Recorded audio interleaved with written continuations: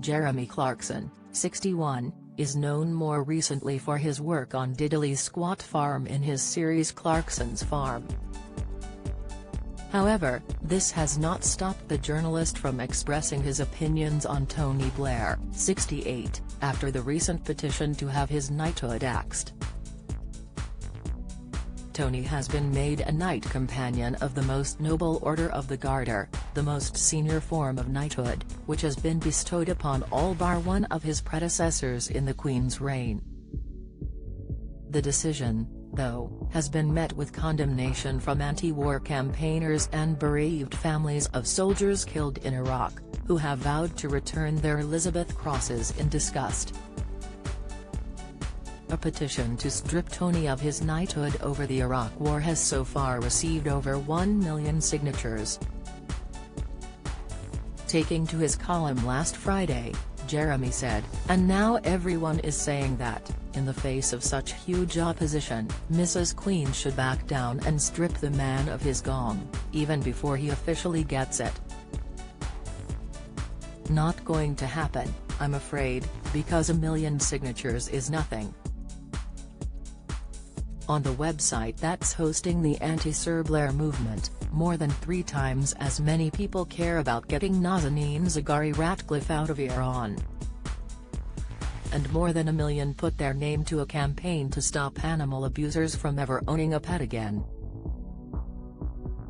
He continued that although there were 1 million signatures, it's a fact that everyone else in the country either thinks he should get the knighthood or is so ambivalent they do not sign properly on the website.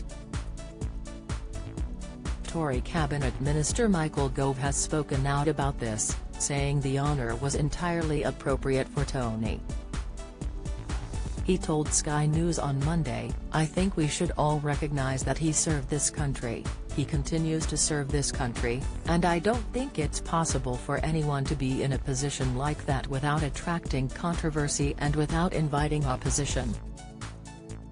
But for myself, if I look back at Tony Blair's record, while there are aspects of it with which I can disagree, I think any fair-minded person would say that he was an outstanding statesman and performer, and as a Prime Minister who put public service first, this recognition from Her Majesty is entirely appropriate."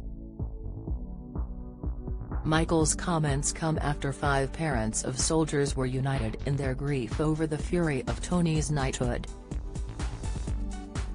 Last week, the Daily Mail also published an open letter by Carol Valentine, Hazel Hunt, Caroline Whittaker, Caroline Jane Monday Baker and Helen Perry to the Queen, begging the monarch to revoke the honour awarded to Mr. Blair on New Year's Day. On Saturday, they shared stories and lit a candle for their sons, who each died in Afghanistan before their 30th birthday. The Change.org petition, which accuses Tony of being personally responsible for the death of countless civilians and servicemen, hit 1 million signatures Friday afternoon. The creator, former soldier Angus Scott, claimed the former Prime Minister had been the cause of irreparable damage to the Constitution of the UK. The petition added, "Tony Blair caused irreparable damage to both the Constitution of the United Kingdom and to the very fabric of the nation's society. He was personally responsible for causing the death of countless innocent civilian lives and servicemen in various conflicts.